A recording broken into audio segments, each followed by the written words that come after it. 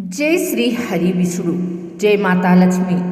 प्रिय श्रद्धालु जनों, आज हम सभी परम पावन पौष मास के पुण्य अवसर पर पौष मास महात्म्य कथा के अध्याय 25 का श्रवण करने जा रहे हैं। इस कथा का श्रवण करने मात्र से ही मनुष्य के पाप नष्ट होते हैं, मनोकामनाएं पूर्ण होती हैं और भगवान श्री हरि विष्णु की विशेष कृपा प्राप्त होती है। कथा प्रारंभ करने से पूर्व हम भगवान श्री गणेश, माता सरस्वती, माता लक्ष्मी तथा भगवान श्री विष्णु का स्मरण करते हैं। वक्रतुंड महाकाय, सूर्यकोटि समप्रभ, निर्विघ्नं कुरु मे देव, सर्वकार्ये सर्वदा। अब हम सभी मन, वचन और कर्म से शुद्ध होकर भगवान श्री विष्णु के चरणों में श्रद्धा अर्पित करते हुए पौष मास महात्म्य कथा अध्याय 25 का शुभारंभ करते हैं। ऋषि नारद ने विनम्र भाव से भगवान श्री विष्णु से पूछा, हे जगन्नाथ, आपने पौष मास के व्रत, दान और स्नान की महिमा बताई। कृपा करके अब यह बताइए कि पौष मास में कथा, सेवा और नियम पूर्वक जीवन जीने से मनुष्य को कौन सा फल प्राप्त होता है। भगवान विष्णु मंद मंद मुस्कान के साथ बोले, हे नारद, पौष मास केवल एक महीना नहीं, यह संयम, सेवा और श्रद्धा का पर्व है। जो व्यक्ति इस मास में आलस्य छोड़कर धर्म के मार्ग पर चलता है, वह इस लोक और परलोक दोनों में सुख पाता है। एक पुण्यात्मा राजा की कथा। प्राचीन काल की बात है। एक धर्मप्रिय राजा थे, राजा धर्मकेतु। राजा अत्यंत पराक्रमी था, परंतु उसके जीवन में एक बड़ा दुख था। उसे संतान सुख प्राप्त नहीं हो रहा था। राजा ने अनेक यज्ञ किए, दान दिए, परंतु मन की पीड़ा बनी रही।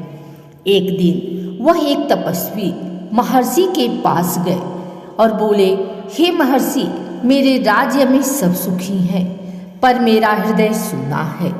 कृपा कर कोई उपाय बताइए।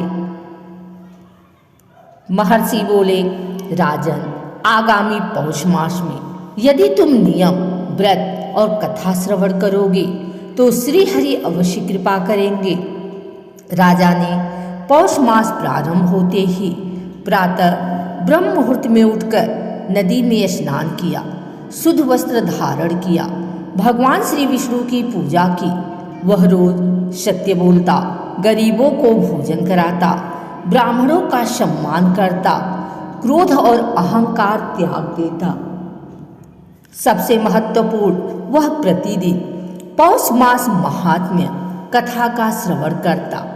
धीरे धीरे राजा का मन शांत होने लगा। उसकी वाणी मधुर हो गई, व्यवहार में करुणा आ गई। नगर के लोग भी राजा को देखकर प्रेरित हुए और पौष मास में दान, स्नान और सेवा करने लगे। एक दिन भगवान श्री विष्णु राजा के स्वप्न में आए और बोले, राजन, तुमने पौष मास की सच्ची सेवा की है, तुम्हारी मनोकामना पूर्ण होगी। कुछ समय बाद राजा को एक तेजस्वी पुत्र की प्राप्ति हुई। संपूर्ण राज्य आनंद से भर गया। भगवान विष्णु नारद से बोले, हे नारद, जो व्यक्ति पौष मास में कथा सुनता है, व्रत करता है, दूसरों की सहायता करता है, अहंकार त्याग देता है, उसके संचित पाप नष्ट हो जाते हैं। ऐसा मनुष्य अंत समय में मेरे धाम को प्राप्त होता है। गरीब ब्राह्मण की कथा। एक गांव में एक निर्धन ब्राह्मण रहता था। उसके पास धन नहीं था, पर श्रद्धा अपार थी। पौष मास में वह केवल कथा श्रवण करता और भगवान का नाम जपता। एक दिन उसने अपने एकमात्र कंबल ठंड से कांपते एक साधु को दे दी। उसी रात भगवान विष्णु ने उसे दर्शन दिए और बोले, तुमने पौष मास में सच्चा दान किया है, अगले दिन ब्राह्मण की सारी कठिनाइयाँ दूर हो गई। उसका जीवन सुखमय बन गया।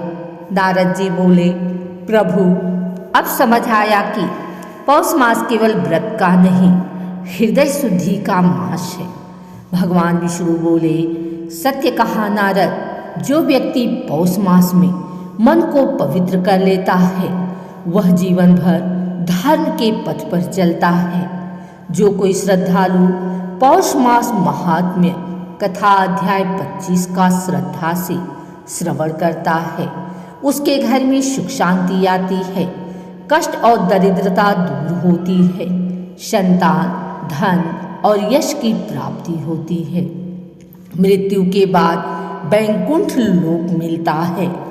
पौष मास महात्म्य कथा की जय। भगवान श्री विष्णु की जय। माता लक्ष्मी की जय।